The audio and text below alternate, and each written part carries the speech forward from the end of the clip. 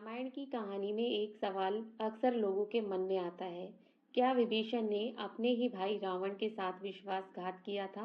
क्या वह अपने भाई का साथ छोड़कर भगवान श्री राम की शरण में जाकर गद्दार बन गया था?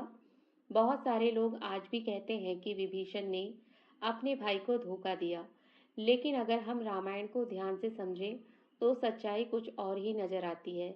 आज की इस वीडियो में हम जानेंगे कि आखिर सच्चाई क्या थी। लंका का राजा रावण बहुत शक्तिशाली था। उसने कठोर तपस्या करके भगवान शिव से कई वरदान प्राप्त किए। उसकी शक्ति, उसका ज्ञान और उसकी समृद्धि पूरी दुनिया में प्रसिद्ध थी। रावण बहुत बड़ा विद्वान था, लेकिन उसके अंदर एक बहुत बड़ी कमजोरी थी, उसका अभिमान।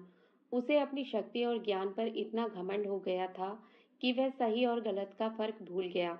लेकिन उसी लंका में एक ऐसा व्यक्ति भी था जो राक्षस कुल में जन्म लेने के बाद भी धैर्य और सत्य के मार्ग पर चलता रहा। वह था रावण का छोटा भाई विभीषण। विभीषण का स्वभाव अपने भाइयों से बिल्कुल अलग था। जहां रावण को अपनी शक्ति पर अभिमान था, वहीं विभीषण शांत और धर्म प्रिय थे। विभीषण हमेशा धर्म के रास्ते पर चलने की बात करते थे। यही कारण था कि लंका के दरबार में अक्सर विभीषण रावण को सही रास्ता दिखाने की कोशिश करते थे। जब रावण ने माता सीता का हरण किया और उन्हें लंका ले आया, रावण को लगा कि उसने अपनी शक्ति का प्रदर्शन किया। लेकिन माता सीता भगवान श्री राम की पत्नी थी और उनका अपहरण करना बहुत बड़ा अधर्म था। जब ये बात विभीषण को पता चली तो वह बहुत दुखी हुए और रावण के पास जाकर बोले, भैया, आपने बहुत बड़ा अधर्म किया है।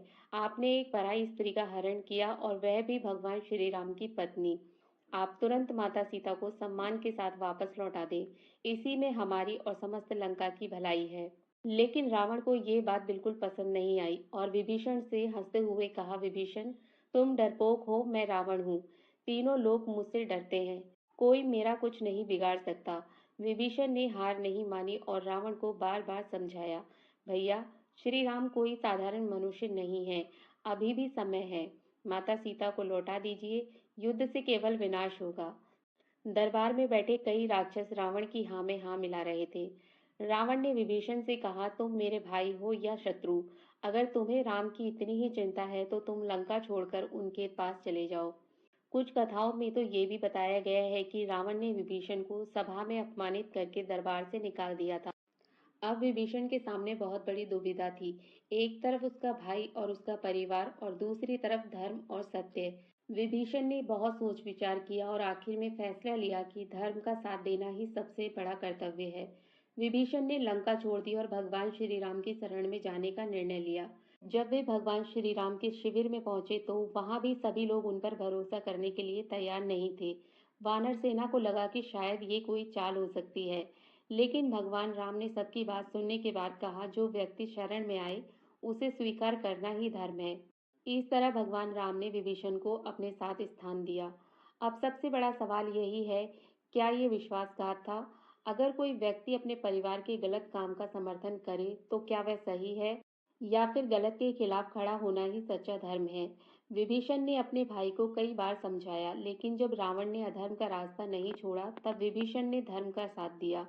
सच्चा धर्म यही सिखाता है कि सही और गलत के बीच चुनाव करना पड़े तो हमेशा सत्य का साथ देना चाहिए। विभीषण ने भी यही किया। इसलिए बहुत से विद्वान कहते हैं कि विभीषण गद्दार नहीं थे, ना ही अपने भाई के साथ विश्वासघात किया, बल्कि वे धर्म के सच्चे अनुयायी थे।